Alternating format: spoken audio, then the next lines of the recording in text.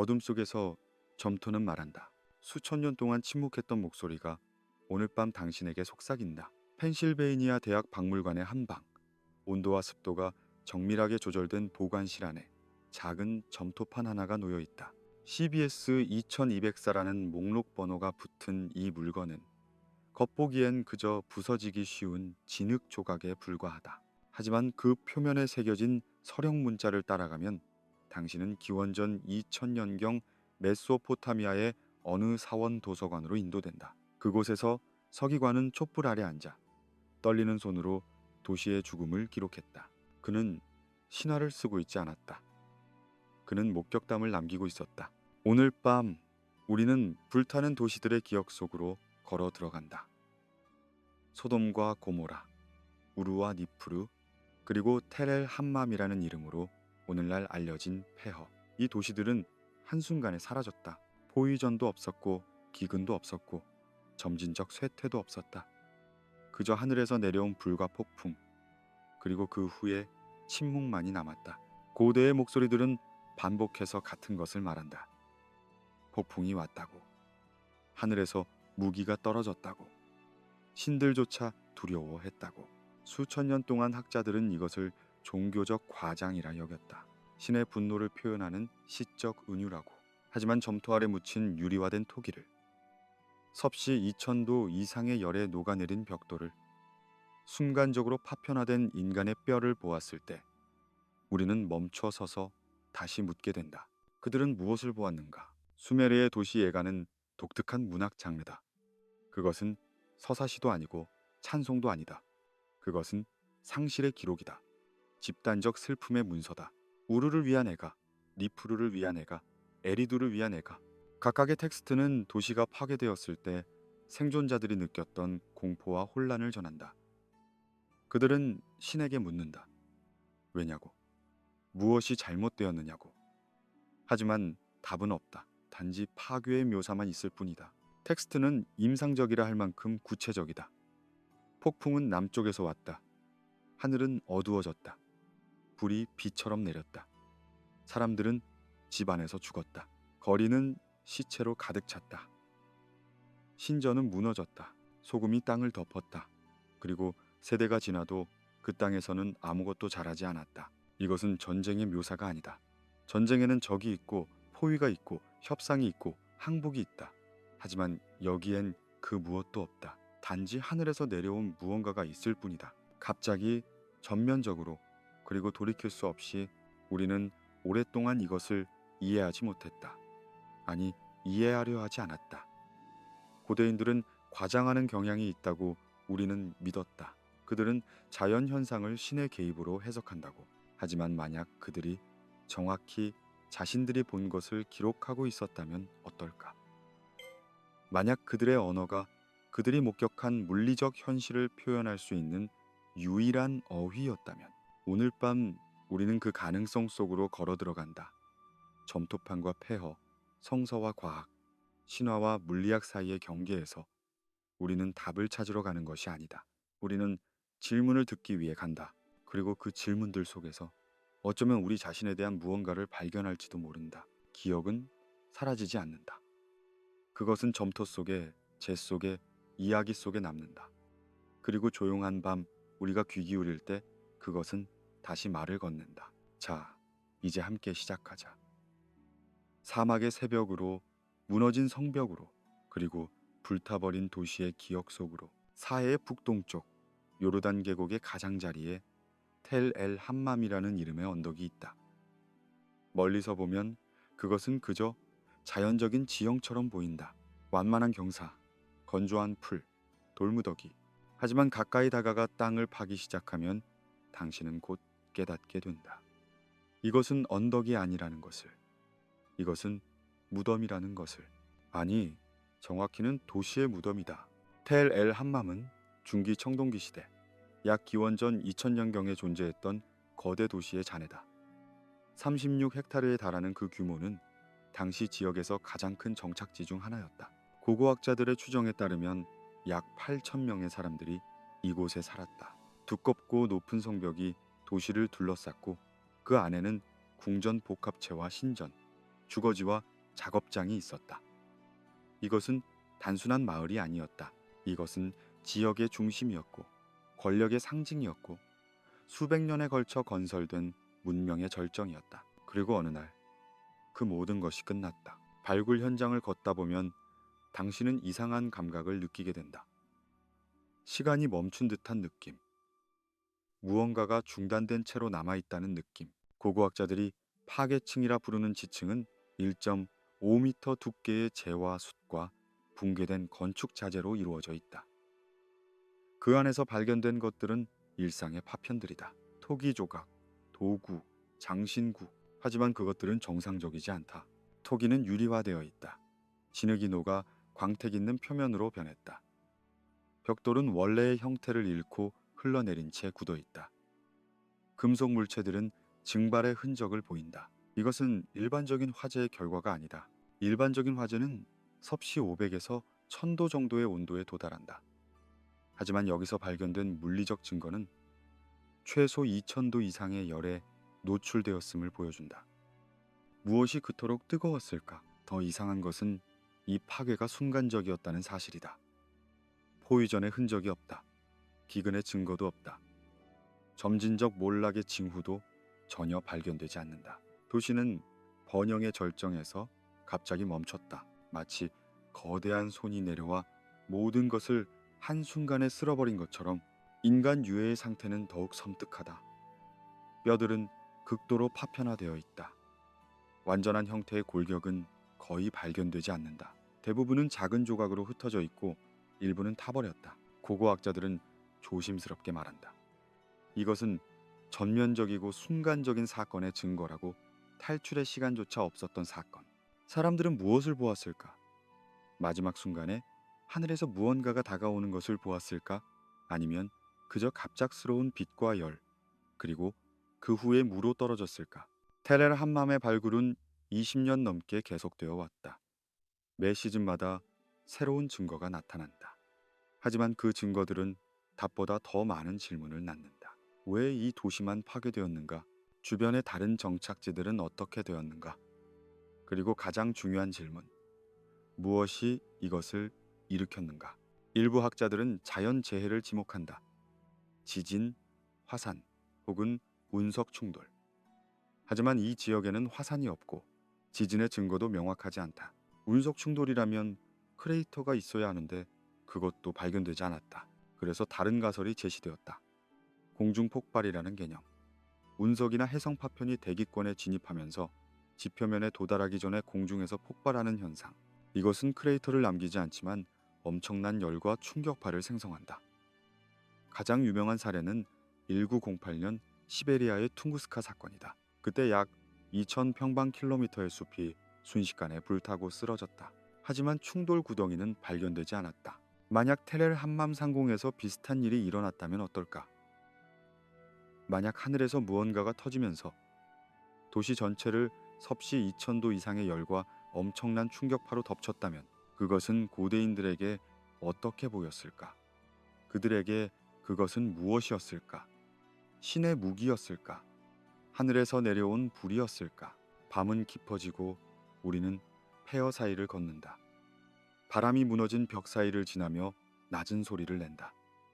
마치 도시가 여전히 숨쉬는 것처럼, 마치 그날의 비명이 아직도 돌 속에 갇혀 있는 것처럼. 당신은 발밑의 흙을 느낀다.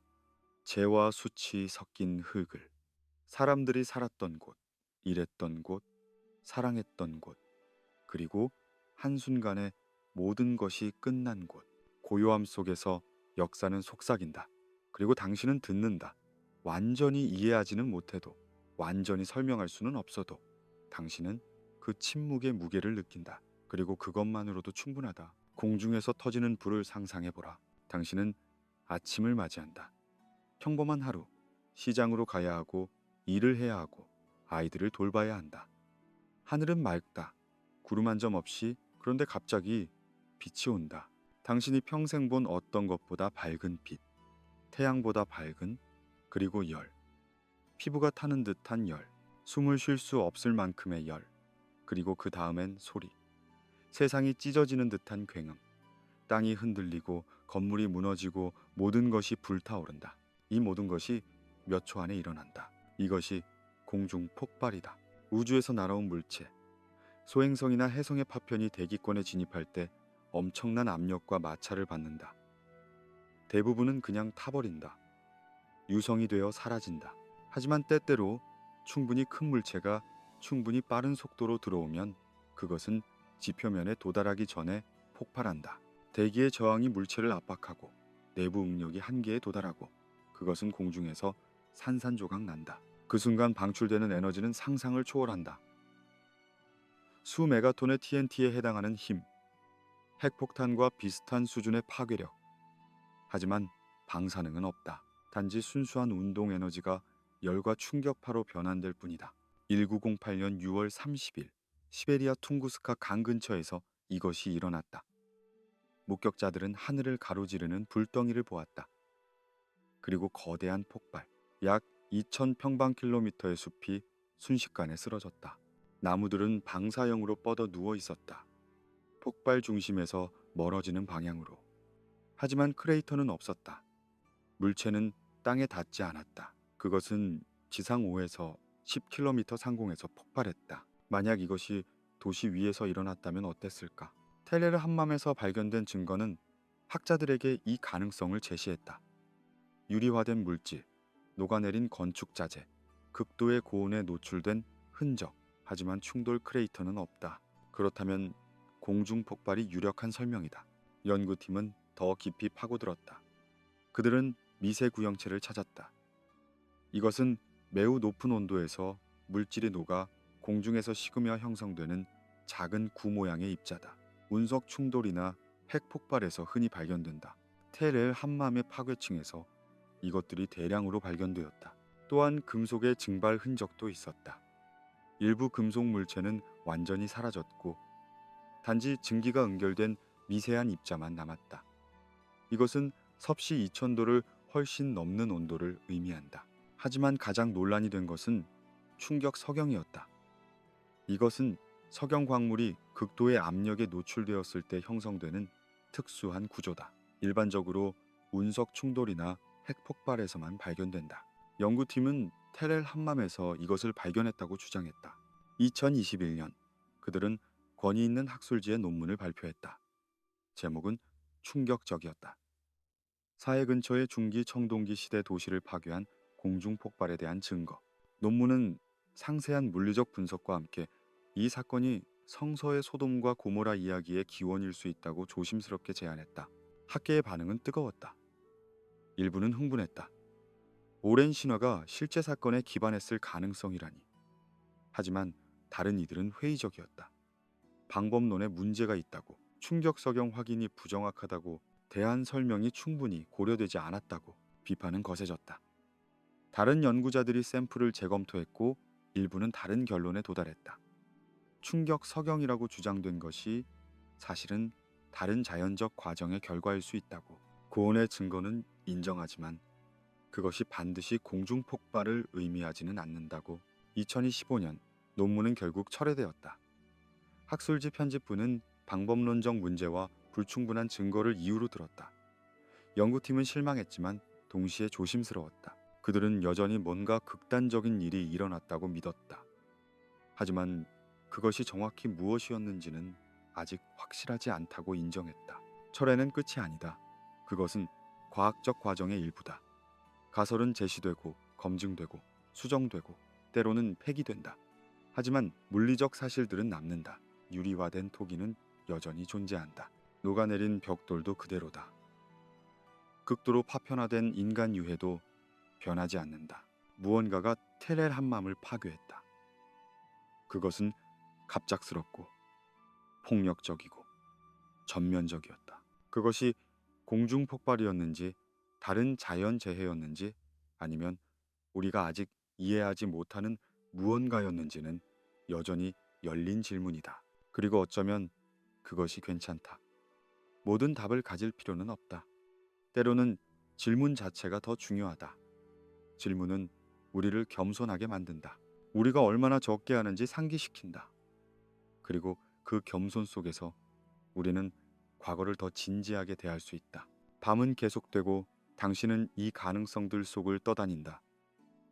하늘에서 터진 불, 공중에서 폭발한 돌, 한순간에 사라진 도시. 당신은 그것을 상상하려 하지만 그것은 상상을 초월한다. 그래서 당신은 그냥 느낀다. 그 불가능한 공포를, 그 비할 데 없는 파괴를. 그리고 조용히 당신은 계속 듣는다. 창세기 19장은 성서에서 가장 생생하고 불안한 장면 중 하나를 담고 있다. 이야기는 단순하게 시작된다. 두 천사가 소돔이라는 도시에 도착한다. 그들은 롯이라는 남자의 집에 머문다. 밤이 되고 도시 사람들이 롯의 집을 둘러싼다. 그들은 손님들을 내놓으라고 요구한다. 롯은 거부한다. 천사들은 군중을 눈먼 상태로 만들고 롯에게 경고한다. 이 도시는 멸망할 것이라고. 가족을 데리고 떠나라고. 롯은 설득한다. 사위들을 설득하려 하지만 그들은 믿지 않는다. 농담으로 여긴다. 새벽이 오고 천사들은 재촉한다. 빨리 떠나라고. 롯은 망설인다. 천사들은 그의 손을 잡고 끌어낸다. 도시 밖으로. 그들은 말한다. 뒤돌아보지 말고 달려라. 산으로 가라. 평지에 머물지 말라. 롯은 간청한다. 산은 너무 멀다고. 작은 마을 하나만 살려달라고. 소알이라는 마을. 천사들은 동의한다. 롯은 소알로 간다. 그리고 해가 떠오를 때 그것이 일어난다. 텍스트는 이렇게 말한다. 여호와께서 하늘에서 소돔과 고모라의 유황과 불을 비처럼 내리셨다. 그 성들과 온 평지와 그 성에 사는 모든 백성과 땅에서 자라는 것을 다 엎으셨다. 롯의 아내는 뒤를 돌아본다. 그리고 소금 기둥이 된다. 멀리서 아브라함이 이것을 목격한다.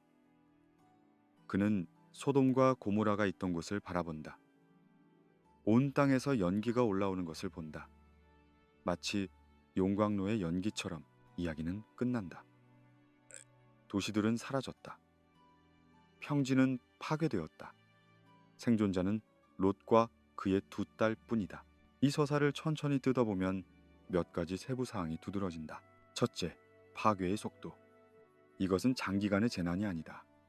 롯이 소알에 도착하는 순간 파괴가 시작된다. 탈출의 시간이 겨우 주어진다. 몇 시간, 어쩌면 몇십 분. 그리고 모든 것이 끝난다. 둘째, 파괴의 범위. 소돔과 고모라뿐만 아니라 온 평지가 멸망한다. 이것은 국지적 사건이 아니라 지역 전체를 덮친 재앙이다. 셋째, 묘사의 구체성. 유황과 불이 비처럼 내렸다는 표현. 이것은 단순한 화재가 아니다. 무언가가 하늘에서 떨어졌다. 비처럼 여러 곳에서 동시에. 넷째, 시각적 증거. 아브라함은 멀리서 연기를 본다. 용광로의 연기 같다고 표현된다. 이것은 거대하고 지속적인 불을 암시한다. 다섯째, 롯의 아내. 뒤를 돌아보고 소금 기둥이 되었다는 표현. 이것을 어떻게 이해할 것인가? 문자 그대로인가? 은유인가? 어쩌면 그녀는 충격파에 휩쓸렸을까? 어쩌면 열에 순식간에 탔을까? 그리고 나중에 발견된 것은 소금으로 뒤덮인 유해였을까? 지리적 정보도 중요하다. 소돔과 고모라는 사해 근처에 있었다고 전통적으로 여겨진다. 정확한 위치는 오랫동안 논쟁거리였다. 어떤 이들은 사해 남부를 지목했다. 하지만 최근 연구는 북부 요르단 계곡을 주목한다. 바로 텔렐 함맘이 있는 곳. 창세기의 묘사와 텔렐 함맘의 고고학적 증거를 나란히 놓으면 기묘한 일치가 나타난다. 하늘에서 내려온 파괴, 순간적이고 전면적인 멸망, 극도의 열, 지역 전체의 황폐화, 오랜 기간의 정착 공백. 하지만 우리는 조심해야 한다. 성서는 역사 교과서가 아니다. 그것은 신학적 문서이고 도덕적 교훈을 담고 있고 오랜 시간에 걸쳐 편집되고 전승되었다. 소돔과 고모라의 이야기는 단순한 재난 보고서가 아니다. 그것은 죄와 심판에 대한 이야기다. 의로움과 불의에 대한 이야기다. 그렇다면 우리는 어떻게 이 텍스트를 읽어야 하는가? 한 가지 접근은 층위를 구분하는 것이다. 이야기의 핵심에는 실제 사건의 기억이 있을 수 있다. 도시들이 갑작스럽게 파괴되었다는 기억, 하늘에서 무언가가 내려왔다는 기억, 그리고 그 위에 세대를 거치며 신학적 해석이 덧입혀졌다. 왜 이런 일이 일어났는가에 대한 설명, 신의 의도에 대한 이해. 고대인들은 자연재해를 어떻게 이해했을까? 그들에게 우연은 없었다. 모든 것은 의미가 있었다. 신들의 뜻이 있었다. 그래서 도시가 파괴되었다면 그것은 신이 원했기 때문이다. 그리고 신이 그것을 원했다면 그것은 도시가 죄를 지었기 때문이다. 이것은 자연스러운 인간의 사고방식이다. 우리는 패턴을 찾는다. 이유를 찾는다. 무작위성을 받아들이기 어려워한다. 그래서 우리는 이야기를 만든다. 재난을 도덕화한다. 고통의 의미를 부여한다. 하지만 만약 그 의미를 벗겨낸다면, 만약 신학적 층위를 조심스럽게 드러낸다면 그 아래에 무엇이 남는가? 남는 것은 묘사다. 하늘에서 내려온 불, 비처럼 떨어진 유황, 순식간에 사라진 도시들, 멀리서 보이는 거대한 연기. 그리고 이 묘사는 텔엘 함맘의 폐허와 이상하리만치 잘 들어맞는다. 우리는 확신할 수 없다. 창세기의 소돔이 텔엘 함맘인지, 성서의 이야기가 실제 공중 폭발을 반영하는지. 하지만 가능성은 있다. 그리고 그 가능성은 우리에게 질문하게 만든다. 고대의 텍스트를 어떻게 읽을 것인가? 신화와 역사를 어떻게 구분할 것인가? 아니, 구분할 수 있기는 한가? 어쩌면 그 둘은 항상 뒤섞여 있는 것은 아닐까? 밤은 깊어지고 당신은 이 오래된 이야기 속으로 가라앉는다.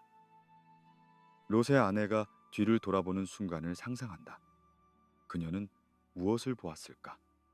그녀의 마지막 시선에 무엇이 담겼을까? 그리고 당신은 궁금해진다. 만약 당신이 그 자리에 있었다면. 소돔과 고모라는 혼자가 아니었다. 창세기는 5도시를 언급한다. 소돔, 고모라, 아드마, 스보임, 그리고 소알. 이것들은 평지의 5도시라 불렸다. 요르단 계곡의 비옥한 땅에 자리 잡은 정착지들.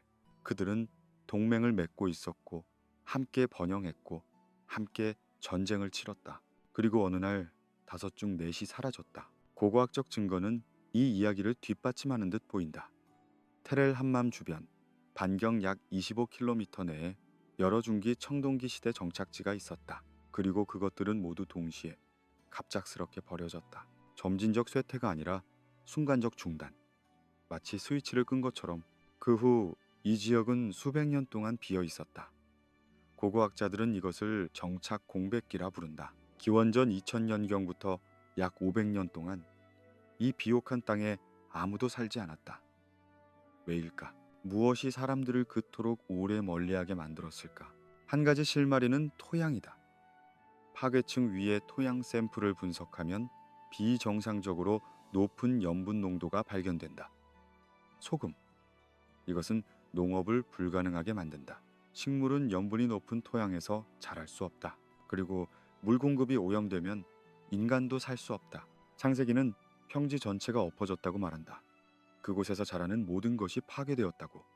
이것은 단순한 화재 이상의 무언가를 암시한다. 토양 자체가 손상되었다. 생태계 전체가 붕괴했다. 만약 공중 폭발이 일어났다면 그것은 이렇게 할 수 있다. 폭발의 열은 지표면을 태운다. 충격파는 식물을 뿌리째 뽑는다. 그리고 만약 폭발이 사해 근처에서 일어났다면 사해의 물이 증발하며 소금을 포함한 미세한 물방울들이 광범위하게 퍼질 수 있다. 이 소금은 토양에 내려앉고 빗물에 녹아 땅속으로 스며든다. 또 다른 가능성은 폭발이 지하수 체계를 교란했다는 것이다. 충격파는 땅을 흔들고 지하 균열을 만들고 물의 흐름을 바꿀 수 있다. 만약 염수가 담수층으로 유입되면 우물과 샘이 오염된다. 그리고 그 지역은 거주 불가능해진다. 실제로 테렐 함맘 이후의 정착 패턴을 보면 사람들은 이 지역을 피했다. 그들은 더 북쪽이나 남쪽에 정착했다. 요르단 계곡의 다른 부분에. 하지만 파괴된 도시들이 있던 곳은 오랫동안 황무지로 남았다. 이것은 문명사적으로 중요한 의미를 갖는다. 중기 청동기 시대는 레반트 지역의 번영기였다. 무역이 활발했고 도시들이 성장했고 문화가 꽃피웠다. 하지만 기원전 2000년경을 전후로 급격한 붕괴가 일어난다. 많은 도시가 버려지고 인구가 감소하고 문화적 연속성이 단절된다. 학자들은 이것을 설명하기 위해 여러 요인을 제시한다. 기후변화, 정치적 불안정, 경제적 위기, 전쟁. 하지만 요르단 계곡의 경우 또 다른 요인이 있었을 수 있다. 재난, 자연적이든 우주적이든 예측 불가능하고 압도적인 파괴. 한 지역의 주요 도시들이 동시에 사라지면 그 영향은 광범위하다. 무역로가 끊어진다. 농업 생산이 중단된다. 사회 구조가 붕괴한다. 생존자들은 흩어진다. 기억은 남지만 그것은 공포의 기억이다. 그 땅을 피하라는 경고의 기억. 그리고 이 기억은 세대를 거쳐 전승된다. 처음엔 생생한 목격담으로, 그 다음엔 경고의 이야기로, 그리고 결국 신화로. 신이 멸망시킨 도시들, 죄악으로 가득 찬 곳, 하늘에서 불이 내린 곳. 신화는 사실을 왜곡하지만 동시에 보존한다. 세부 사항은 변하지만 핵심은 남는다. 무언가 끔찍한 일이 일어났다는 것, 도시들이 사라졌다는 것, 땅이 오랫동안 황폐했다는 것. 그리고 우리가 오늘날 땅을 파고 점토판을 읽을 때 우리는 그 핵심을 다시 발견한다. 신화의 옷을 벗기고 아래에 있는 사실을 드러낸다. 불완전하게, 부분적으로, 하지만 충분히 명확하게. 밤은 계속되고 당신은 이 연결들을 느낀다. 과거와 현재, 신화와 역사, 믿음과 증거. 그것들은 완전히 분리되지 않는다. 그것들은 서로 얽혀 있고 서로를 비춘다. 그리고 당신은 고요히 이해한다. 땅은 기억한다는 것을, 인간이 잊어도 땅은 잊지 않는다는 것을. 재와 소금과 침묵 속에 진실은 기다린다는 것을. 우르를 위한 내가는 가슴을 찢는 아름다움으로 시작한다. 신이 떠났다. 도시의 여신 닌가리, 그녀의 신전을 버리고 떠났다. 그녀는 울면서 간다. 마치 비둘기가 둥지를 떠나듯 도시는 텅 비었다. 보호받지 못한다. 그리고 폭풍이 온다. 폭풍. 수메르어로 우그님. 이 단어는 자연적 폭풍을 의미할 수도 있고 전쟁이나 재난을 의미할 수도 있다. 하지만 이 예가에서 폭풍은 일반적인 자연 현상이 아니다. 그것은 의도를 가진 것처럼 묘사된다. 하늘에서 내려온다. 특정 목표를 향한다. 그리고 모든 것을 파괴한다. 에가는 계속해서 말한다. 집들이 무너졌다. 사람들이 집안에서 죽었다. 거리는 시체로 가득 찼다. 강은 피로 붉어졌다. 신전은 불탔다. 소는 도살되지 않았는데 죽었다. 양도 그러했다. 이 묘사들은 특이하다. 전쟁이라면 적군이 있어야 한다. 포위가 있어야 한다. 전투가 있어야 한다. 하지만 여기엔 그런 것이 없다. 단지 폭풍만 있다. 하늘에서 내려온 파괴만 있다. 더 이상한 것은 신들조차 놀란다는 표현이다. 에가는 신들이 회의를 열고 이 파괴를 결정했다고 말한다. 하지만 일단 그것이 시작되자 그들도 공포에 떤다. 그들도 후회한다. 그들도 울부짖는다. 이것은 무엇을 의미하는가? 만약 이것이 단순히 인간의 죄에 대한 신의 심판이라면 왜 신들이 후회하는가? 왜 그들도 두려워하는가? 어쩌면 이 묘사는 사건의 규모와 폭력성을 표현하려는 시도가 아닐까? 인간뿐 아니라 신들조차 압도당했다는, 그만큼 그것은 거대하고 무시무시했다는. 우르만이 아니다. 니푸르를 위한 에가도 있다. 에리두를 위한 에가도, 우루크를 위한 에가도. 이것들은 각각 독립적인 텍스트지만 반복되는 주제들이 있다. 신이 떠난다. 폭풍이 온다. 도시가 파괴된다. 사람들이 죽는다. 그리고 오랜 침묵이 따른다. 이 예가들은 대략 기원전 2000년경 수메르 문명의 쇠퇴기에 작성되었다. 그 시기는 급격한 변화의 시기였다. 우르 제3왕조가 무너지고 지역적 혼란이 있었고 여러 도시가 버려졌다. 역사학자들은 이것을 정치적, 경제적 요인으로 설명한다. 왕조의 약화, 외부 침략, 행정 체계의 붕괴. 하지만 에가들은 다르게 말한다. 그것들은 전쟁을 묘사하지 않는다. 적군의 이름을 말하지 않는다. 대신 그것들은 폭풍을 말한다. 하늘에서 내려온 무언가를, 무차별적이고 압도적인 파괴를. 물론 이것을 문자 그대로 받아들일 수는 없다. 에가는 시적 장르다. 과장과 은유를 사용한다. 감정을 표현하기 위해 극적인 이미지를 동원한다. 하지만 동시에 에가는 기억이다. 집단적 트라우마의 표현이다. 그리고 그 안에는 실제 경험의 흔적이 남아 있을 수 있다. 만약 기원전 2000년경 메소포타미아 지역에서 일련의 재난이 있었다면 어떨까? 어쩌면 지진, 홍수, 혹은 더 이례적인 사건, 어쩌면 공중 폭발, 그것이 여러 도시에 영향을 미쳤다면 각 도시는 자신의 파괴를 기록했을 것이다. 그리고 그 기록들은 유사한 패턴을 보일 것이다. 실제로 이 애가들에는 놀라운 일관성이 있다. 폭풍의 묘사, 갑작스러운 파괴, 신들의 후회. 이것들은 공식화된 표현일 수도 있다. 하나의 템플릿을 따라 여러 텍스트가 만들어졌을 수도 있다. 하지만 그 템플릿 자체는 어디서 왔는가? 왜 하늘에서 내려온 폭풍이 그토록 반복되는가? 어쩌면 그것이 그들이 이해할 수 있는 유일한 방식이었기 때문이다. 고대인들에게 하늘은 신들의 영역이었다. 땅 위의 모든 것은 하늘의 의지를 반영했다. 그래서 도시가 파괴되었다면 그것은 하늘에서 온 것이어야 했다. 신들이 결정한 것이어야 했다. 하지만 그 결정이 실제 물리적 사건을 반영했을 가능성은 여전히 남는다. 신학적 해석과 물리적 사실은 서로 배타적이지 않다. 오히려 그것들은 중첩될 수 있다. 고대인들은 자신들이 본 것을 자신들의 언어로 기록했다. 그리고 그 언어는 신화와 종교의 언어였다. 우리가 오늘날 그 텍스트를 읽을 때 우리는 번역해야 한다. 단순히 언어적으로만이 아니라 개념적으로. 폭풍은 무엇을 의미하는가? 신의 무기는 무엇을 의미하는가? 하늘에서 내려온 파괴는 무엇을 의미하는가? 그리고 조심스럽게 천천히 우리는 그 의미를 탐색한다. 확신을 갖지 않고 단지 가능성을 열어두며 밤은 깊고 당신은 이 오래된 슬픔 속에 잠긴다. 우르의 여신이 우는 소리를 듣는다. 니프루의 사람들이 달아나는 모습을 본다. 그리고 당신은 느낀다. 인간의 슬픔은 시대를 초월한다는 것을, 상실의 언어는 변하지 않는다는 것을 애가는 교리가 아니다. 그것은 애도다. 그리고 애도는 언제나 진실하다. 아눈나키라는 단어를 들으면 많은 사람들이 즉시 연상하는 것이 있다. 외계인, 고대 우주 비행사, 인류를 창조한 선진 종족. 이것은 제카리아 시친이라는 작가가 1976년에 출판한 책 12번째 행성에서 주장한 이론이다. 시친의 주장은 대담했다. 그는 수메르 점토판을 재해석하며 아눈나키가 하늘에서 온 존재들이라고 주장했다. 문자 그대로 다른 행성에서 온 외계 종족이라고.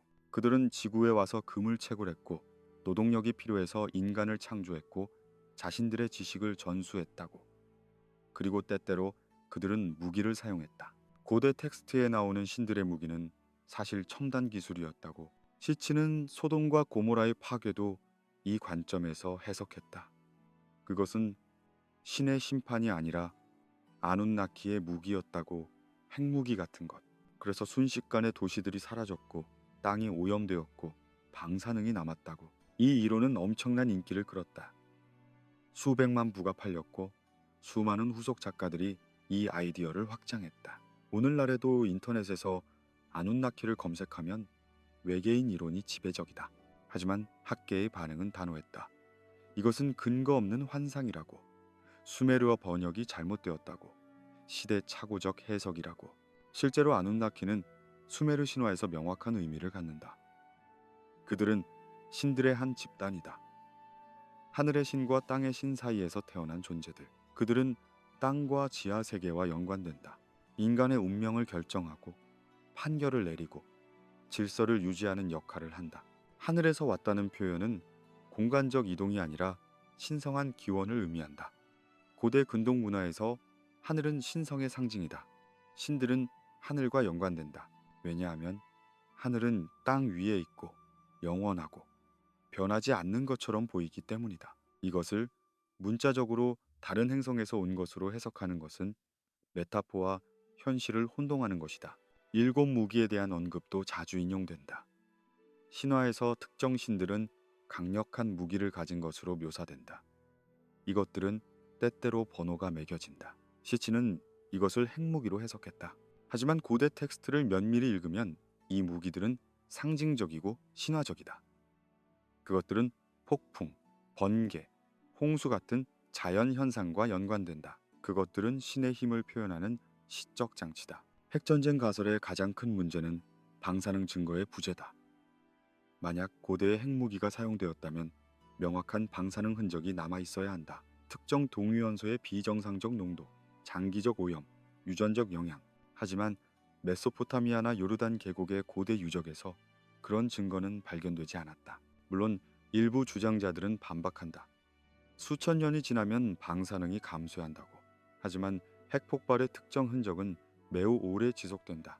트리니타이트 같은 유리화된 물질, 특정 방사성 동위원소, 중성자 활성화 흔적, 텔렐 함맘의 유리화된 물질을 분석했을 때 이런 것들은 발견되지 않았다. 그렇다면 왜 이런 이론이 그토록 매력적인가? 왜 수백만 명이 이것을 믿거나 고려하는가? 한 가지 이유는 그것이 답을 제공하기 때문이다. 고대의 미스터리들, 거대한 건축물, 정교한 천문학 지식, 갑작스러운 문명의 붕괴, 이것들을 설명하기 어렵다. 하지만 외계 개입이라는 아이디어는 간단하고 포괄적인 설명을 제공한다. 그들이 도왔다. 그들이 가르쳤다. 그들이 파괴했다. 또 다른 이유는 그것이 경이감을 제공하기 때문이다. 우리는 특별하고 싶어 한다. 우리의 기원이 우주적이기를 원한다. 고대인들이 신비로운 지식을 가졌기를 바란다. 그리고 이 이야기들은 그 욕구를 충족시킨다. 하지만 역설적으로 이런 이론들은 고대인들을 과소평가한다. 그들이 스스로 위대한 것들을 이룰 수 없었다고 암시한다. 외부의 도움이 필요했다고. 하지만 고고학적 증거는 반대를 보여준다. 고대인들은 놀라울 정도로 창의적이고 지적이고 능력 있었다. 그들은 복잡한 수학을 개발했고 정밀한 건축술을 발명했고 심오한 철학을 사유했다. 외계인 없이도 그렇다고 우리가 모든 미스터리를 풀었다는 뜻은 아니다. 여전히 설명하기 어려운 것들이 있다. 텔 엘 함맘의 파괴가 그 중 하나다. 하지만 알려지지 않은 자연 현상과 외계 개입 사이에는 거대한 차이가 있다. 과학은 알지 못함을 인정한다. 아직 이해하지 못한 것들이 많다는 것을, 그리고 그것이 괜찮다는 것을 우리는 계속 탐구한다. 증거를 수집하고 가설을 검증하고 천천히 진실에 다가간다. 빠른 답 대신 신중한 질문을. 밤은 계속되고 당신은 이 경계를 느낀다. 상상과 증거, 욕망과 현실, 신화와 역사. 그것들은 때때로 가까워 보이지만 항상 구별되어야 한다. 그리고 조용히 당신은 이해한다. 진실은 때때로 덜 극적이지만 더 깊다는 것을. 인간의 이야기는 외계인 없이도 충분히 놀랍다는 것을. 세계 곳곳에서 사람들은 하늘에서 내려온 불에 대해 이야기한다. 그리스 신화의 파에톤. 태양신 헬리오스의 아들인 그는 아버지의 태양 마차를 몰고 싶어 한다. 마침내 허락을 받지만 그는 말들을 통제하지 못한다. 마차는 하늘에서 너무 낮게 내려가고 땅은 불에 탄다. 강들은 마르고 도시들은 재가 되고 사람들은 다 죽는다. 제우스는 번개로 파에톤을 쳐서 떨어뜨린다. 세상을 구하기 위해 인도의 마하바라타, 이 고대 서사시에는 무시무시한 무기들이 등장한다. 브라흐마스트라, 아그네아스트라, 바루나스트라. 이것들은 신들의 무기로 인간 영웅들이 사용한다. 묘사는 생생하다. 하늘에서 불기둥이 솟는다. 땅이 진동한다. 물이 끓는다. 나무들이 불타고 동물들이 죽고 사람들이 재가 된다. 일부는 이 묘사가 핵무기를 연상시킨다고 주장한다. 하지만 그것은 시적 과장이고 상상력의 산물이다. 메소아메리카의 신화들, 아즈텍과 마야의 전승에는 여러 차례의 세계 종말이 등장한다. 각 시대는 재난으로 끝난다. 불, 홍수, 폭풍, 지진. 현재의 세계는 5번째 태양의 시대이고 그것도 언젠가 끝날 것이다. 하늘에서 불이 내릴 것이다. 중국의 고대 기록들, 천재지변에 대한 언급들, 하늘에서 떨어진 별, 땅을 태운 불, 강을 말린 가뭄. 이것들은 왕조의 흥망과 연결된다. 하늘의 질서가 무너지면 지상의 질서도 무너진다. 북유럽 신화의 라그나로크, 신들의 황혼, 세상의 종말, 불의 거인 수루트가 온다. 그의 검은 불꽃으로 타오른다. 그는 아스가르드를 태우고 미드가르드를 휩쓴다. 모든 것이 불에 삼켜진다. 그리고 새로운 세계가 태어난다. 이 모든 이야기들이 하나의 패턴을 공유한다. 하늘에서 온 파괴, 불과 열, 갑작스러움, 압도적 규모, 그리고 살아남은 자들의 기억. 이것을 어떻게 이해해야 하는가? 두 가지 가능성이 있다. 첫째, 독립적 발생. 인류는 어디서나 비슷한 두려움을 갖는다. 하늘은 예측 불가능하다. 번개가 치고 폭풍이 오고 때때로 불덩이가 떨어진다. 유성, 화구. 이것들은 드물지만 목격된다. 그리고 인간의 상상력은 이것들을 확장한다. 만약 더 큰 것이 떨어진다면, 만약 그것이 땅에 닿는다면 세상이 끝나지 않을까. 둘째, 공유된 기억. 어쩌면 먼 과거에 실제로 대규모 사건들이 있었다. 운석 충돌, 화산 폭발, 초신성, 혹은 다른 우주적 현상. 그것들은 여러 문화에 영향을 미쳤고 각 문화는 자신의 방식으로 기록했다. 그리고 시간이 지나며 그 기억은 신화로 변형되었다. 완전히 배타적이지 않다. 두 가지 모두 사실일 수 있다. 인간은 본능적으로 하늘의 파괴를 두려워한다. 하지만 그 두려움은 실제 경험에 의해 강화되었을 수 있다. 역사적으로 우리는 몇 가지 대규모 충돌을 안다. 약 6,500만 년 전의 칙술룹 충돌. 그것은 공룡을 멸종시켰다. 약 1만 2천 년 전 영거 드라이아스 시기에도 충돌이 있었을 가능성이 제기된다. 그리고 역사 시대에도 작은 사건들이 있었다. 퉁구스카, 첼야빈스크. 이것들은 기록되었고 목격되었고 연구되었다. 하지만 고대에는 어떠했을까? 청동기 시대, 철기 시대, 그 이전. 충돌이 있었다면 그것은 어떻게 기록되었을까? 과학적 관찰 없이 문자가 제한적이거나 없을 때 그들은 그것을 어떻게 이해했을까? 그들은 그것을 신의 행위로 이해했다. 그것이 유일하게 가능한 틀이었다. 하늘은 신들의 영역이다. 하늘에서 오는 것은 신들이 보낸 것이다. 그래서 유성은 신의 메시지다. 운석 충돌은 신의 심판이다. 그리고 그들은 이야기를 만들었다. 왜 신이 그것을 보냈는가? 무엇이 잘못되었는가? 누가 벌을 받았는가? 이야기는 사건의 의미를 부여한다. 무작 위성을 질서로 변환한다. 공포를 이해 가능한 것으로 만든다. 그래서 세계 곳곳의 신화에서 하늘의 불은 도덕적 의미를 갖는다. 그것은 죄에 대한 처벌이다. 교만에 대한 경고다. 질서 회복의 수단이다. 파에토는 오만했다. 소돔은 죄악으로 가득했다. 라그나로크는 피할 수 없는 순환이다. 하지만 그 도덕화의 칭의를 벗겨내면 물리적 사건의 기억이 남을 수 있다. 불이 있었다. 하늘에서 왔다. 많은 것이 파괴되었다. 사람들이 죽었다. 이것이 핵심이다. 나머지는 해석이다. 우리는 오늘날 더 많이 안다. 우주는 평화롭지 않다. 그것은 동적이고 때때로 폭력적이다. 소행성은 계속 날아다닌다. 해성은 태양계를 횡단한다. 대부분은 아무 일 없이 지나간다. 하지만 때때로 궤도가 교차한다. 그리고 충돌한다. 우리는 미래의 충돌을 감시한다. 나사와 다른 기관들은 지구 근처 천체들을 추적한다. 위험한 것들을 식별한다. 어쩌면 언젠가 우리는 그것을 편향시킬 수 있을 것이다. 하지만 고대인들에게는 그런 선택지가 없었다. 그들은 단지 하늘을 바라볼 뿐이었다. 그리고 기도했다. 밤은 깊고 당신은 이 연결을 느낀다. 과거와 미래, 신화와 과학, 두려움과 지식. 인류는 항상 하늘을 바라봤다. 경이로움과 공포로. 그리고 하늘은 때때로 답한다. 불로. 도시가 사라지면 무엇이 남는가? 먼저 물리적 잔해가 남는다. 돌과 벽돌과 재. 묻히고 쌓이고 결국 흙이 된다. 고고학자들이 수천 년 후 발굴할 것. 둘째, 기억이 남는다.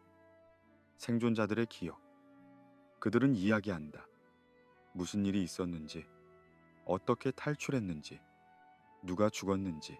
이 이야기는 전승된다. 자식에게, 손자에게, 세대를 거쳐 셋째, 의미가 남는다. 혹은 의미를 찾으려는 시도가 왜 이런 일이 일어났는가? 무엇이 잘못되었는가? 우리는 무엇을 배워야 하는가? 소돔과 고모라의 경우 세 번째 것이 가장 강력하게 남았다.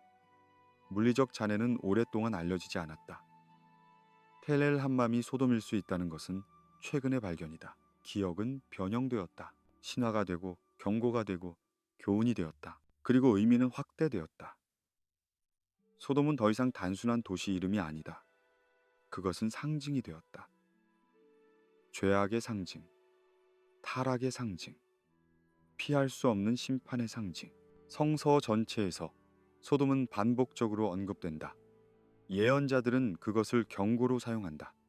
너희가 회개하지 않으면 너희도 소돔처럼 될 것이다. 신약에서도 마찬가지다. 예수는 소돔을 언급한다. 회개하지 않는 도시들은 소돔보다 더한 심판을 받을 것이라고. 이것은 신학적 도구가 되었다. 죄와 심판에 대한 담론에서 소돔은 필수적 참조점이다. 그것은 신의 정의를 증명한다. 죄는 처벌받는다. 도시도 국가도 문명도 예외가 아니다. 하지만 이 과정에서 원래 사건의 복잡성은 사라진다. 텔 엘 함맘에 살았던 사람들, 그들은 악인이었는가? 8천 명 모두가? 아이들도 노인들도? 아니면 그들은 단지 불운했던 것인가? 잘못된 시간, 잘못된 장소에 있었던 것인가? 수메르의 애가는 다른 관점을 제시한다. 거기엔 도덕적 판단이 덜하다. 신들이 회의를 열고 결정했다고 하지만 그 이유는 명확하지 않다. 때때로 그것은 그냥 운명이다. 정해진 것, 피할 수 없는 것. 그리고 애가는 슬퍼한다. 판단하지 않고 슬퍼한다. 도시를 잃은 것을, 사람들을 잃은 것을, 일상을 잃은 것을. 이것은 순수한 애도다. 교훈 없는 슬픔. 어쩌면 이것이 더 정직한 반응이다. 재난 앞에서 우리는 의미를 찾으려 한다. 하지만 때때로 의미는 없다. 단지 상실만 있을 뿐이다. 그리고 그것을 인정하는 것, 그냥 슬퍼하는 것도 필요하다. 하지만 인간은 의미를 만드는 존재다. 우리는 이야기를 통해 세상을 이해한다. 그래서 우리는 소돔에 의미를 부여한다. 경고로, 교훈으로, 상징으로. 그리고 이것도 중요하다. 역사를 기록하는 것, 재난을 기억하는 것, 미래 세대에게 전하는 것. 이것들이 인간 문명의 일부다. 고고학은 이 과정에 참여한다. 그것은 과거의 목소리를 복원한다. 침묵한 도시들에게 다시 말할 기회를 준다. 텔 엘 함맘의 돌들, 점토판의 글자들, 그것들은 다시 이야기한다. 그리고 우리는 듣는다. 우리가 듣는 것은 복잡하다. 물리적 사실과 신학적 해석이 뒤섞여 있다. 목격담과 신화가 중첩되어 있다. 그것을 완전히 분리할 수는 없다. 어쩌면 분리할 필요도 없다. 왜냐하면 둘 다 인간 경험의 일부니까. 중요한 것은 우리가 계속 묻는다는 것이다. 무슨 일이 있었는가? 왜 그것이 기억되었는가? 그것이 우리에게 무엇을 말하는가? 그리고 조용히 우리는 깨닫는다. 도시는 사라지지만 이야기는 남는다는 것을. 물리적인 것은 무너지지만 기억은 전승된다는 것을. 그리고 그 기억 속에서 우리는 우리 자신을 발견한다는 것을. 우리도 취약하다. 우리의 도시도 영원하지 않다. 우리의 문명도 언젠가 끝날 수 있다. 하늘에서 무언가가 올 수도 있고 땅이 흔들릴 수도 있고 바다가 넘칠 수도 있다. 하지만 우리는 기록한다. 우리는 기억한다. 우리는 다음 세대에게 전한다. 그리고 그것이 어쩌면 우리가 할 수 있는 최선이다. 밤은 깊고 당신은 이 성찰 속에 잠긴다. 과거의 도시들, 오늘의 도시들, 미래의 도시들, 그것들은 연결되어 있다. 시간의 흐름 속에서. 그리고 당신은 조용히 묻는다. 우리는 무엇을 기록할 것인가? 우리의 소돔은 무엇인가? 우리의 애가는 어떤 모습일까? 점토판으로 돌아가자. 펜실베이니아 대학 박물관의 그 작은 조각. CBS 2204. 우리는 여기서 시작했고 여기서 끝낸다. 원을 그리며. 서기관이 그것을 만들었을 때 그는 무엇을 생각했을까? 그는 촛불 아래 앉아 부드러운 점토에 갈대 펜을 눌렀다. 서령 문자가 형성되었다. 각 기호는 조심스럽게, 각 단어는 의도적으로. 그는 애가를 쓰고 있었다. 도시를 위한 눈물. 하지만 그것은 단순한 슬픔의 표현이 아니었다. 그것은 또한 경고였다. 기억이었다. 그리고 어쩌면 기도였다. 다시는 일어나지 않기를. 이것이 모든 재난 기록의 숨은 요청이다. 우리는 이것을 기록한다. 왜냐하면 우리는 기억하고 싶기 때문이다. 우리는 기억한다. 왜냐하면 우리는 잊고 싶지 않기 때문이다. 우리는 잊지 않는다. 왜냐하면 우리는 반복하고 싶지 않기 때문이다. 점토판은 구워졌다. 단단해졌다. 그것은 도서관에 보관되었다. 다른 판들과 함께 세대가 지나갔다. 제국이 흥하고 망했다. 언어가 변했다. 문자가 잊혔다. 하지만 점토는 남았다. 땅 속에 묻혀 침묵 속에 수천 년 동안. 그리고 19세기 고고학자들이 그것을 발견했다. 닦아냈다. 해독했다. 번역했다. 그리고 다시 그 목소리가 들렸다. 수메르 서기관의 목소리. 기원전 2000년 전의 목소리. 그는 말한다. 우리의 도시가 멸망했다고. 하늘에서 폭풍이 왔다고. 모든 것이 파괴되었다고. 우리는 듣는다. 오늘 밤 2016년 1월 우리는 그의 말을 듣는다. 그리고 우리는 이해한다. 완전하지는 않지만, 완벽하지는 않지만 우리는 연결을 느낀다. 기록은 시간을 가로지른다. 그것은 과거와 현재를 연결한다. 그것은 죽은 자들에게 목소리를 준다. 그것은 잊힌 것들을 기억하게 한다. 그리고 그것은 미래를 위한 것이기도 하다. 우리가 오늘 기록하는 것들, 우리의 경험, 우리의 두려움, 우리의 희망, 이것들도 언젠가 점토판처럼 발견될 것이다. 어쩌면 문자 그대로는 아니지만 은유적으로는 미래의 사람들이 우리를 볼 것이다. 우리의 도시를, 우리의 이야기를, 우리의 실수와 성취를. 그들은 무엇을 배울까? 그들은 우리를 어떻게 기억할까? 재난은 반복된다. 이것은 슬픈 진실이다. 지진은 다시 온다. 홍수는 반복된다. 화산은 다시 폭발한다. 그리고 때때로 하늘에서 무언가가 떨어진다. 우리는 이것을 피할 수 없다. 자연은 우리의 편의를 배려하지 않는다. 우주는 우리의 안전을 보장하지 않는다. 우리는 취약하다. 우리의 도시도, 우리의 문명도. 하지만 우리는 기록한다. 그리고 그것이 중요하다. 기록은 예언이 아니다. 그것은 보증이 아니다. 하지만 그것은 기억이다. 그리고 기억은 우리를 인간으로 만든다. 문명은 영원하지 않다. 이것도 진실이다. 수메르는 사라졌다. 바빌론도, 이집트도, 로마도. 그들의 도시는 폐허가 되었다. 그들의 언어는 잊혔다. 그들의 신들은 침묵했다. 하지만 그들의 이야기는 남았다. 점토판에, 파피루스에, 돌에. 그리고 우리는 그것을 읽는다. 우리는 그들을 기억한다. 그리고 그 기억 속에서 그들은 여전히 살아있다. 이것이 이야기의 힘이다. 그것은 죽음을 넘어선다. 그것은 시간을 초월한다. 그것은 우리를 과거와 연결하고 미래로 투사한다. 그래서 우리는 계속 이야기한다. 소돔과 고모라에 대해, 테렐 함맘에 대해, 수메르의 에가에 대해, 하늘에서 내려온 불에 대해. 우리는 모든 답을 갖지 못했다. 그것이 정확히 무엇이었는지, 왜 일어났는지, 다시 일어날지. 하지만 우리는 질문했다. 우리는 탐구했다. 우리는 경청했다. 그리고 그 과정에서 우리는 무언가를 배웠다. 과거에 대해서만이 아니라 우리 자신에 대해, 우리의 취약성에 대해, 우리의 회복력에 대해, 기억의 중요성에 대해. 밤은 끝나가고 당신은 이 모든 것을 품는다. 점토판과 폐허, 신화와 과학, 슬픔과 경이. 그것들은 모두 하나의 이야기의 일부다. 인간의 이야기. 우리가 어떻게 살고, 어떻게 죽고, 어떻게 기억하는지에 대한. 그리고 조용히 당신은 현재로 돌아온다.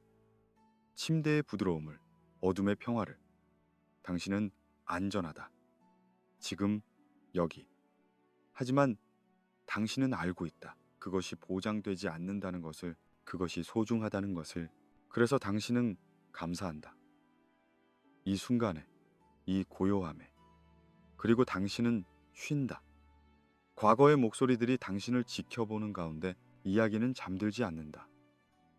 그것은 계속된다. 점토 속에, 기억 속에, 우리의 말 속에, 그리고 내일 다른 이야기가 시작될 것이다. 하지만 지금은 당신은 쉰다. 고요한 밤이 당신을 감싼다. 과거의 도시들이 당신의 꿈속에서 속삭인다. 그리고 당신은 평화롭게 잠든다. 과거와 모름 사이의 경계에서, 역사와 신화 사이에서. 잘 자요. 기억하는 자요. 경청하는 자요. 폭발은 끝났다. 불은 꺼졌다. 충격파는 사라졌다. 하지만 재앙은 끝나지 않았다. 이것이 우리가 종종 잊는 것이다. 재난은 순간이 아니라 과정이다. 폭발이 일어나고 도시가 무너지고 사람들이 죽는다. 그것은 끔찍하다. 하지만 그것은 시작일 뿐이다. 진짜 재앙은 그 다음에 온다. 텔 엘 함맘의 폐허를 다시 생각해보라. 파괴층 위에 쌓인 토양을 고고학자들이 샘플을 채취하고 실험실로 가져가고 분석했을 때 그들은 이상한 것을 발견했다. 염분, 비정상적으로 높은 농도의 소금. 요르단 계곡은 건조한 곳이다. 하지만 사해에서 충분히 멀다면 토양은 농사를 지을 수 있다. 실제로 중기 청동기 시대에 이 지역은 비옥했다. 평지의 5도시들이 번영할 수 있었던 이유다. 밀과 보리가 자랐다. 올리브와 포도가 열렸다. 가축이 풀을 뜯었다. 그런데 파괴 이후 토양이 변했다. 소금이 많은 땅에서는 식물이 자랄 수 없다. 소금은 물을 끌어당긴다. 식물의 뿌리에서 수분을 빼앗는다. 씨앗은 발아하지 못한다. 어린 싹은 시들어 버린다. 나무는 말라간다. 그리고 한번 소금에 오염된 토양은 쉽게 회복되지 않는다. 빗물이 소금을 씻어내려면 수십 년, 때로는 수백 년이 걸린다. 특히 건조 지역에서는 비가 적으면 염분은 그대로 남는다. 오히려 표면으로 올라온다. 증발이 일어나면서 만약 텔 함맘을 파괴한 것이 공중 폭발이었다면 어떻게 소금이 토양에 들어갔을까? 한 가지 가설은 사해다. 폭발이 사해 근처에서 일어났다면 충격파가 물을 증발시켰을 수 있다. 사해는 세계에서 가장 짠 물이다. 염분 농도가 약 30%, 일반 바닷물의 거의 10배다. 그 물이 순간적으로 기화하면 소금을 포함한 미세한 물방울들이 공중으로 올라간다. 그리고 그것은 광범위하게 퍼진다. 바람을 타고 충격파를 따라 수 킬로미터, 수십 킬로미터까지. 그것은 내려앉는다. 땅 위에, 폐허 위에, 타버린 들판 위에, 보이지 않는 죽음의 가루처럼. 비가 오면 소금은 녹는다. 토양 속으로 스며든다. 지하수까지 도달한다. 그리고 우물이 오염된다. 샘이 쓸모 없어진다. 또 다른 가능성은 지하 구조의 교란이다. 폭발의 충격파는 땅을 흔든다. 지표면뿐 아니라 깊은 곳까지. 지하에는 물의 층이 있다. 담수층과 염수층, 보통은 분리되어 있다. 지질학적 장벽들이 그것들을 나눈다. 하지만 강력한 충격이 가해지면 균열이 생길 수 있다. 압력 변화가 일어날 수 있다. 그리고 염수가 담수층으로 유입될 수 있다. 천천히, 보이지 않게. 지하에서 사람들은 처음엔 눈치채지 못한다. 우물물이 조금 이상한 맛이 난다. 하지만 목마르면 마신다. 가축에게도 먹인다. 하지만 시간이 지나면서 물은 점점 더 나빠진다. 짠맛이 강해진다. 마실 수 없게 된다. 그리고 농작물이 실패한다. 첫 해는 그럭저럭 자랐다. 땅에 남은 수분으로. 하지만 둘째 해, 셋째 해, 수확은 점점 줄어든다. 밭은 하얗게 변한다. 소금이 표면으로 올라와 결정화되면서 이것은 농경사회에게 사형 선고다. 도시는 농업에 의존한다. 주변 들판이 식량을 공급한다. 만약 그것이 실패하면 도시는 살 수 없다. 사람들은 떠나야 한다. 다른 곳으로, 물과 땅이 아직 괜찮은 곳으로. 고고학적 증거는 이것을 보여준다. 테렐 함맘이 파괴된 후 이 지역은 비었다. 완전히는 아니지만 대부분 주요 정착지들이 버려졌다. 인구가 급격히 감소했다. 그리고 약 500년 동안 회복되지 않았다. 500년. 이것은 엄청난 시간이다. 20세대가 지나간다. 파괴를 목격한 사람은 모두 죽고 그들의 자식들도 손자들도 증손자들까지 죽는다. 그리고 그 땅은 여전히 황무지로 남는다. 왜 그토록 오래 걸렸을까? 토양의 염분 농도가 자연적으로 감소하는데 시간이 필요했기 때문이다. 지하수 체계가 천천히 재균형을 찾는데 시간이 필요했기 때문이다. 그리고 기억이 희미해지는데도 시간이 필요했기 때문이다. 생존자들은 이야기했다. 그 땅은 저주받았다고. 신들이 그것을 멸망시켰다고. 거기 가면 안 된다고. 그 물을 마시면 안 된다고. 그곳은 죽음의 땅이라고. 이런 경고는 세대를 거쳐 전승된다. 처음엔 구체적 기억으로. 아버지가 그곳을 보았다. 도시들이 불탔다. 사람들이 죽었다. 그 후로 아무도 살지 않는다. 하지만 세대가 지나면서 이야기는 변한다. 세부 사항은 흐릿해진다. 하지만 핵심은 남는다. 그 땅은 위험하다. 피해야 한다. 그리고 이것은 합리적이다. 설령 신학적 이유가 아니더라도 실용적 이유로 그곳의 물은 나쁘다. 땅은 작물을 키우지 못한다. 거기 정착하면 굶주릴 것이다. 그래서 사람들은 다른 곳으로 간다. 북쪽으로, 남쪽으로, 서쪽으로, 요르단 계곡의 다른 부분으로. 그곳에는 여전히 좋은 물이 있고 비옥한 땅이 있다. 새로운 마을이 생긴다. 새로운 삶이 시작된다. 하지만 옛 도시들의 자리는 비어 있다. 폐허만 남는다. 바람이 그 사이를 지나간다. 모래가 쌓인다. 돌들이 무너진다. 천천히, 아주 천천히 땅이 그것을 삼킨다. 그리고 그 과정에서 기묘한 풍경이 만들어진다. 무너진 벽들, 반쯤 묻힌 토대들, 이상한 색깔의 흙, 식물이 자라지 않는 넓은 공터, 소금으로 하얗게 변한 땅. 누군가 그곳을 지나간다. 여행자, 목동, 떠도는 사람. 그들은 멈춰선다. 이상하다고 느낀다. 무언가 잘못되었다고. 여기에 무슨 일이 있었다고. 그들은 묻는다. 지역 사람들에게. 이게 뭐냐고. 사람들은 대답한다. 옛날 도시가 있었다고. 신이 그것을 멸망시켰다고.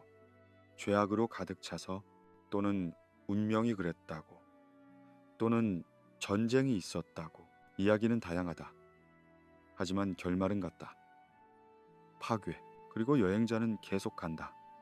그 이야기를 가지고 다른 곳에서 그는 또 이야기한다. 내가 본 것을, 황무지가 된 평지를, 저주받은 도시들을. 이렇게 이야기는 퍼진다. 입에서 입으로, 마을에서 마을로, 세대에서 세대로. 그리고 결국 그것은 기록된다. 점토판에, 파피루스에, 양피지에. 창세기는 말한다. 여호와께서 그 성들과 온 평지를 엎으셨다. 땅에서 자라는 것을 다 멸하셨다. 그리고 실제로 고고학적으로 그것이 일어났다. 도시들은 사라졌고 평지는 황폐해졌고 오랜 시간 동안 아무것도 자라지 않았다. 물론 성서는 그것을 신의 행위로 설명한다. 하지만 그 아래에는 물리적 현실이 있다. 오염된 토양, 손상된 수원, 생태계의 붕괴. 이것들은 인간의 도덕과 무관하게 작동한다. 그것들은 단지 물리학과 화학의 결과일 뿐이다. 하지만 고대인들은 그렇게 생각하지 않았다. 그들에게 모든 것은 연결되어 있었다. 땅의 상태는 인간의 행위를 반영한다. 도시가 파괴되었다면 그것은 죄 때문이다. 땅이 황폐해졌다면 그것은 심판이다. 이것은 의미를 만드는 방식이다. 고통을 설명하는 방식이다. 그리고 어느 정도는 그것이 필요했다. 사람들은 이유를 원한다. 단순한 불운을 받아들이기 어려워한다. 하지만 땅은 신경 쓰지 않는다. 땅은 도덕적 판단을 하지 않는다. 땅은 단지 화학적 과정을 따른다. 소금이 있으면 식물은 자라지 못한다. 간단하다. 무정하다. 하지만 진실하다. 그리고 시간이 흐른다. 비가 온다. 조금씩 소금은 씻겨 내려간다. 지하수는 천천히 깨끗해진다. 토양은 점차 회복된다. 100년, 200년, 300년. 마침내 어느 날 누군가 다시 시도한다. 작은 밭을 일군다. 씨를 뿌린다. 그리고 놀랍게도 무언가 자란다. 약하지만 자란다. 다음에 더 많이 심는다. 조금 더 잘 자란다. 희망이 생긴다. 어쩌면 이 땅이 다시 살아날 수 있을지도. 그리고 천천히, 매우 천천히 사람들이 돌아온다. 작은 마을이 생긴다. 하지만 그것은 옛 도시의 규모와 비교할 수 없다. 그것은 훨씬 작고 훨씬 조심스럽다. 그리고 그들은 여전히 이야기를 기억한다. 옛날에 여기 큰 도시가 있었다고. 하지만 신이 그것을 멸망시켰다고. 그래서 우리는 조심해야 한다고. 그래서 우리는 겸손해야 한다고. 이것이 재난의 긴 꼬리다. 폭발은 순간이다. 하지만 그 결과는 세기에 걸쳐 펼쳐진다. 오염은 지속된다. 트라우마는 전승된다. 경고는 문화가 된다. 그리고 땅은 기억한다. 인간보다 더 오래, 점토 속에, 염분 속에, 지층 속에. 그것은 침묵하지만 결코 잊지 않는다. 밤은 깊어지고 당신은 이 긴 죽음을 느낀다. 순간의 폭력이 아니라 세기의 쇠퇴를, 갑작스러운 끝이 아니라 천천히 스며드는 황폐를. 그리고 당신은 이해한다. 파괴는 순간이 아니라는 것을, 그것은 과정이라는 것을. 그리고 그 과정은 우리가 생각하는 것보다 훨씬 오래 지속된다는 것을. 재는 식는다. 소금은 남는다. 그리고 침묵이 내려앉는다. 오랜 오랜 침묵이. 롯은 달린다. 천사들이 그의 손을 잡고 끌어낸다. 도시 밖으로. 평지를 가로질러. 해가 떠오르고 있다. 빛이 점점 밝아진다. 하지만 그것은 정상적인 새벽이 아니다. 뒤에서 무언가가 일어나고 있다. 소리가 들린다. 굉음, 비명, 무너지는 소리. 하지만 그는 뒤돌아보지 않는다. 천사들이 말했다. 뒤돌아보지 말라고, 달리라고. 멈추지 말라고. 그의 아내도 달린다. 처음에는. 하지만 어느 순간 그녀는 멈춘다. 그리고 돌아본다. 무엇이 그녀를 멈추게 했을까? 무엇이 그녀를 돌아보게 했을까? 어쩌면 그것은 집이었다. 그녀가 떠나온 집. 그곳에서 그녀는 살았다. 아이들을 키웠다. 날마다의 일상을. 모든 것이 거기 있었다. 추억이, 물건들이, 삶이. 어쩌면 그것은 사람들이었다. 그녀가 알던 이웃들, 친구들, 시장에서 만나던 사람들, 우물가에서 이야기하던 여인들. 그들은 어떻게 되었을까? 그들도 도망치고 있을까? 아니면 어쩌면 그것은 단순한 본능이었다. 인간은 뒤돌아본다. 우리는 확인하고 싶어 한다. 정말로 일어나고 있는지, 정말로 끝났는지. 우리는 믿기 어려워한다. 그래서 우리는 본다. 직접 확인하기 위해 그녀는 돌아본다. 그리고 무엇을 보았을까? 성서는 짧게 말한다. 그녀는 소금 기둥이 되었다. 그것이 전부다. 설명도 없고 묘사도 없다. 단지 그 사실만. 이것을 어떻게 이해해야 하는가? 문자 그대로인가? 그녀가 실제로 소금으로 변했는가? 아니면 이것은 은유인가? 무언가 다른 것을 표현하는 한 가지 해석은 실용적이다. 그녀는 충격파에 휩쓸렸다. 또는 떨어지는 파편에 맞았다. 그리고 죽었다. 나중에 발견되었을 때 그녀의 유해는 소금 침전물로 덮여 있었다. 사해 지역은 소금이 많다. 시체가 오래 노출되면 소금이 결정화될 수 있다. 또 다른 해석은 상징적이다. 돌아봄은 집착이다. 과거에 매달리는 것, 앞으로 나아가지 못하는 것. 그래서 그녀는 굳어졌다. 움직이지 못하게 되었다. 소금 기둥처럼 고정된 것. 하지만 어느 쪽이든 핵심은 같다. 그녀는 살아남지 못했다. 탈출의 순간에 그녀는 뒤를 돌아봤고 그것이 그녀의 끝이었다. 롯은 계속 달린다. 아내가 뒤처진 것을 알아챘을까? 아마도. 하지만 그는 멈출 수 없다. 천사들이 재촉한다. 계속 가라고. 소알에 도착할 때까지. 그는 소알에 도착한다. 작은 마을. 그것은 살아남았다. 파괴를 피했다. 롯이 간청했기 때문에. 천사들이 동의했기 때문에. 그는 뒤를 돌아본다.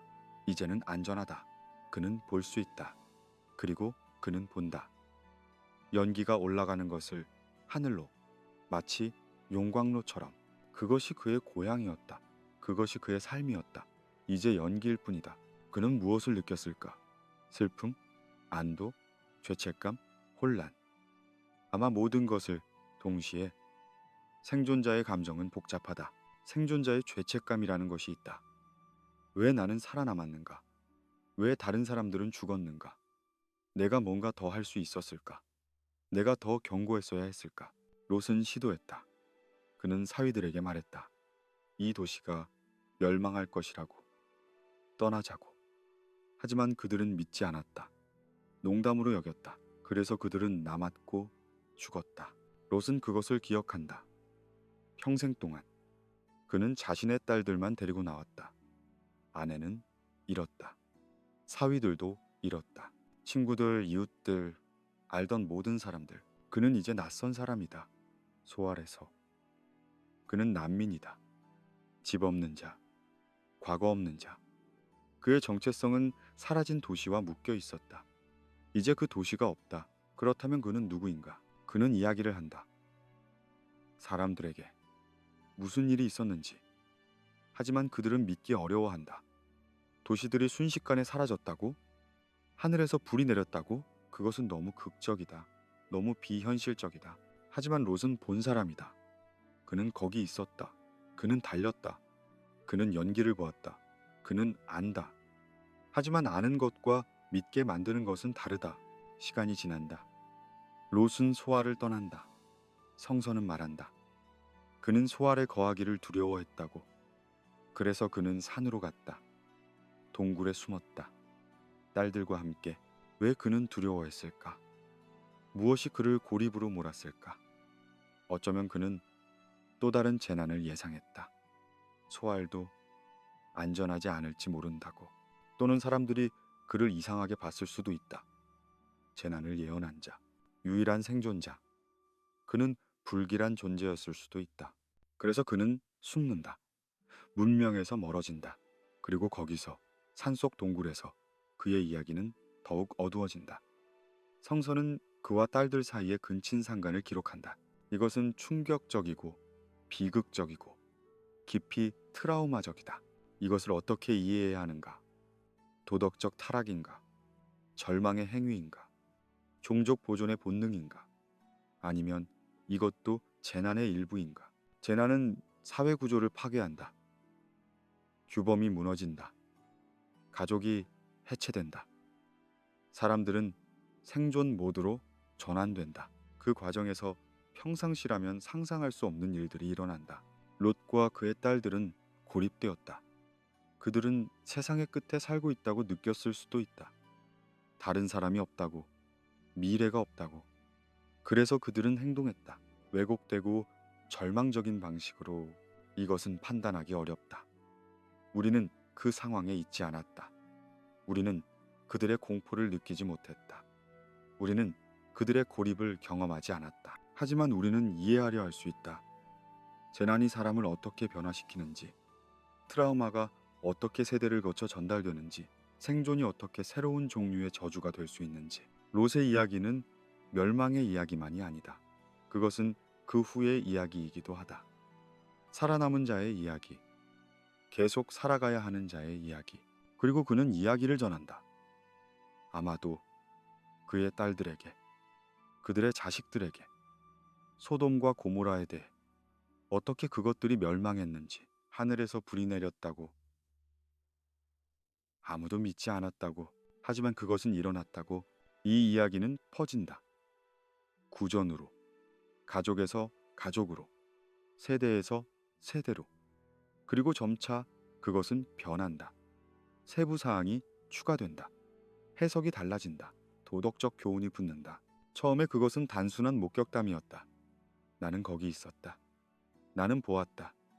하지만 나중에 그것은 심판의 이야기가 된다. 신이 죄악을 벌했다. 너희도 조심하라. 그리고 롯 자신의 이야기는 어떻게 되는가? 그의 아내의 죽음은 어떻게 기억되는가?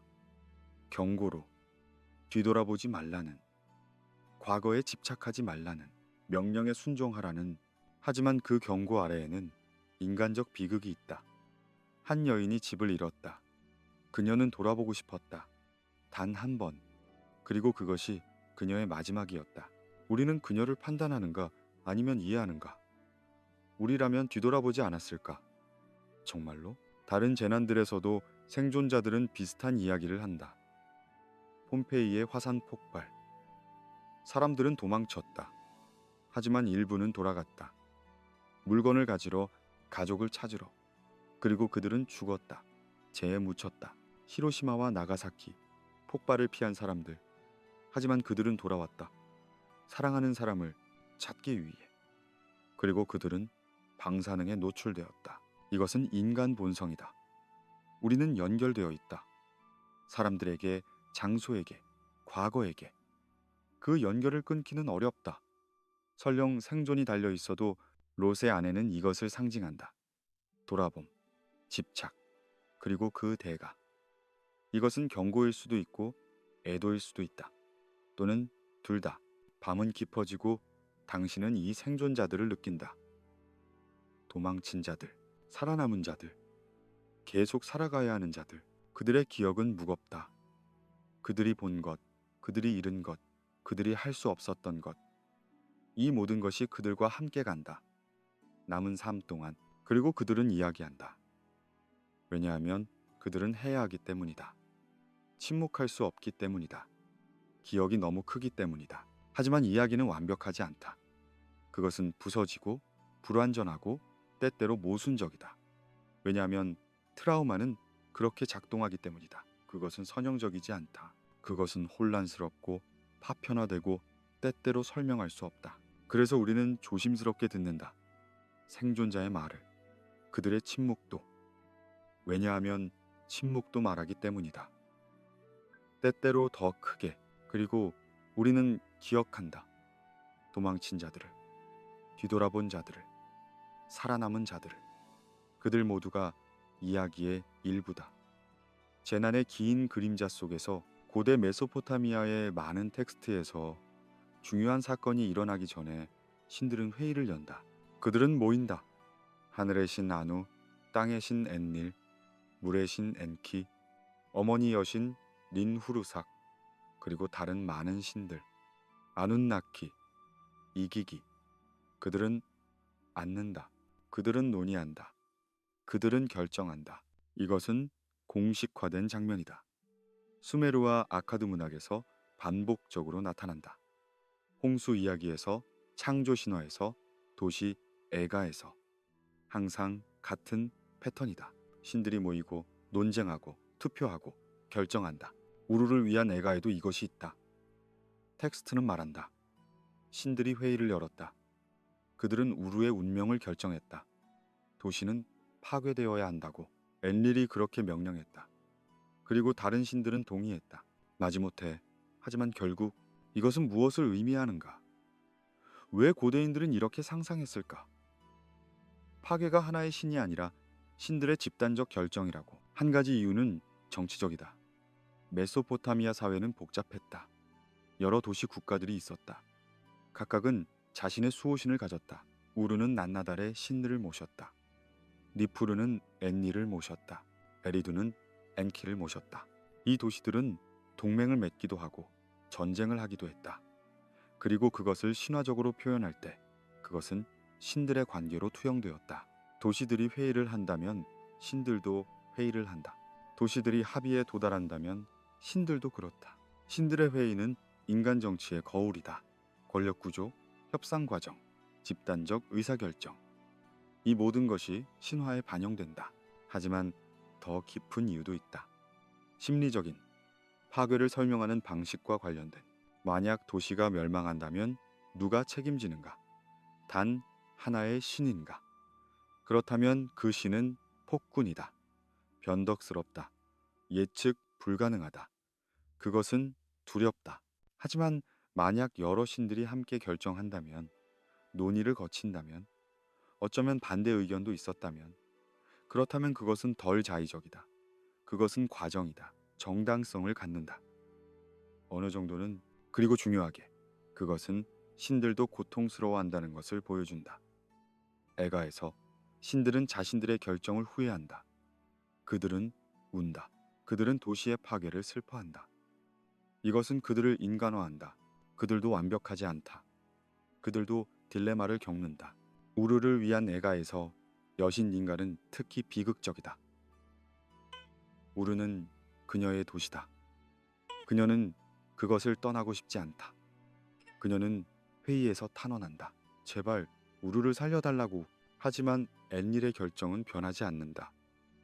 운명은 정해졌다. 닌갈은 울면서 떠난다.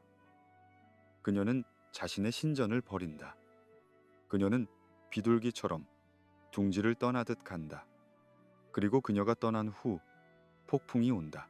이 장면은 가슴 아프다. 신이 자신의 도시를 구할 수 없다. 신도 더 큰 운명 앞에 무력하다. 이것은 인간의 무력감을 반영한다. 우리도 종종 그렇지 않은가? 우리가 사랑하는 것을 구할 수 없을 때.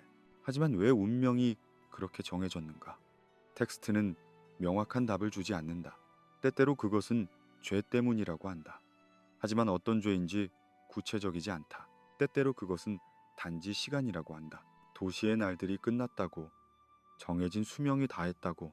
이것은 순환적 세계관을 반영한다. 모든 것은 시작과 끝이 있다. 도시도, 왕조도, 심지어 신들도 아무것도 영원하지 않다. 흥하고 쇠한다. 그것이 질서다. 이런 관점에서 파괴는 비극이지만 부자연스러운 것은 아니다. 그것은 우주의 리듬의 일부다. 슬프지만 피할 수 없다. 신들의 회의는 이것을 의식화한다. 그것은 혼돈을 질서로 변환한다. 무작위적 재난을 의미 있는 사건으로. 그것은 여전히 끔찍하다. 하지만 적어도 그것은 이해 가능한 틀 안에 있다. 창세기는 다른 구조를 갖는다. 거기엔 신들의 회의가 없다. 단 하나의 신, 여호와만 있다. 그는 혼자 결정한다. 그는 소돔과 고모라를 방문한다. 그는 그것들의 죄를 확인한다. 그는 심판을 내린다. 하지만 흥미롭게도 여기에도 논의의 요소가 있다. 아브라함과의 대화. 아브라함은 신과 협상한다. 만약 의인 50명이 있다면 도시를 살려주겠느냐고. 신은 동의한다. 아브라함은 숫자를 낮춘다. 45명은? 40명은? 계속해서 10명까지. 신은 매번 동의한다. 만약 의인 10명이 있다면 도시를 살리겠다고. 하지만 결국 의인 10명도 발견되지 않는다. 그래서 도시는 멸망한다. 이 대화는 무엇을 하는가? 그것은 심판을 정당화한다. 그것은 신이 공정하다는 것을 보여준다. 그는 기회를 주었다. 그는 협상했다. 하지만 도시는 정말로 구제불능이었다. 또한 그것은 인간의 목소리를 허용한다. 아브라함은 탄원할 수 있다. 질문할 수 있다. 세상의 재판장이 정의를 행하지 않겠느냐고. 이것은 대화다. 일방적 명령이 아니라. 하지만 결국 신의 결정이 선다. 그리고 그것은 절대적이다. 수메르의 다신교 체계보다 더 절대적이다. 거기엔 다른 신들이 없다. 균형을 맞출 목소리가 없다. 단지 하나의 의지만 있다. 이것은 다른 종류의 두려움을 만든다. 그리고 다른 종류의 위안도. 하나의 신은 더 예측 가능할 수 있다. 하지만 또한 그는 더 강력하다. 견제가 없다. 두 체계 모두 같은 것을 하려 한다. 재난의 의미를 부여하는 것, 파괴를 설명하는 것, 그리고 그 과정에서 고통을 견딜 수 있게 만드는 것. 왜냐하면 이것이 핵심이다. 인간은 의미를 필요로 한다. 우리는 왜를 묻는다. 순수한 우연을 받아들이기 어렵다. 특히 대규모 고통 앞에서. 그래서 우리는 이야기를 만든다. 신들이 결정했다고. 또는 한 신이 심판했다고, 또는 운명이 정해졌다고, 또는 죄가 있었다고. 이 이야기들은 완벽하지 않다. 그것들은 모든 질문에 답하지 않는다. 왜 무고한 사람들이 고통받는가? 왜 아이들이 죽는가? 왜 전체 도시가 사라지는가? 하지만 그것들은 틀을 제공한다. 생각할 수 있는 구조를, 슬퍼할 수 있는 언어를, 그리고 중요하게 그것들은 기억을 보존한다. 신화화하면서도 그것들은 어떤 사실적 핵심을 유지한다. 무언가가 일어났다. 도시들이 파괴되었다. 사람들이 죽었다. 그것은 끔찍했다. 밤은 깊고 당신은 이 회의를 상상한다. 신들이 앉아 있다. 그들은 논쟁한다. 어떤 이는 자비를 호소한다. 어떤 이는 정의를 요구한다. 어떤 이는 침묵한다. 무게에 짓눌려 그리고 결정이 내려진다. 무겁게, 되돌릴 수 없게, 그리고 그것이 실행된다. 하지만 그 이미지 뒤에 당신은 다른 것을 본다. 실제 회의들을, 인간들의 재난 이후에 모이는, 무슨 일이 일어났는지 이해하려는, 어떻게 설명할지 결정하려는, 어떤 이야기를 다음 세대에 전할지. 그들도 논쟁했다. 어떤 이는 신의 분노를 말했다. 어떤 이는 운명을 말했다. 어떤 이는 단지 재앙이라고 말했다. 설명할 수 없는, 그리고 점차 합의가 이루어진다. 공식적 이야기가, 그것은 녹아든다. 문화에, 종교에, 전통에, 그리고 우리가 오늘날 읽는 텍스트들은 그 과정의 산물이다. 여러 목소리, 여러 해석, 여러 세대가 함께 만든. 그래서 우리가 신들의 회의를 읽을 때 우리는 또한 인간의 회의를 읽는다. 의미를 만드는 과정을, 혼돈을 이해로 변환하려는 시도를. 그리고 우리는 그들에게 감사한다. 그 시도에. 왜냐하면 그것이 우리에게 창을 주기 때문이다.